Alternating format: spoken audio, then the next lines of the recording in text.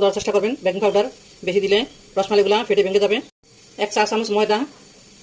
এখন এই উপকরণগুলো আমি আগে হাত দিয়ে, আমার হাতটা ধোয়া আছে, আমি আগে ভালো করে মিক্স করে নিব। তো মিক্স করে নেওয়ার পর আমি এখানে এখন 2 চা চামচ ঘি দিয়ে দিব। এখানে ঘির পরিবর্তে বাটারও ব্যবহার করতে পারবেন। তো আমি এখন এখানে এই যে ঘিগুলা ভালো করে এটার সাথে মিক্স করে দেবো হালকা হাতে, আলতোভাবে।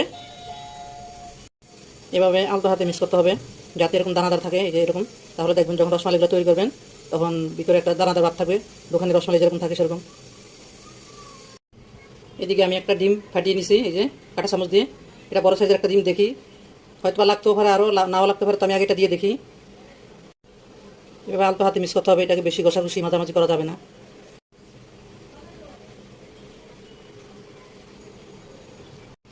আপনারা দেখতেই পাচ্ছেন আমি ডিমটা কিন্তু একবারে দিই নাই, অল্প অল্প করে দিছি।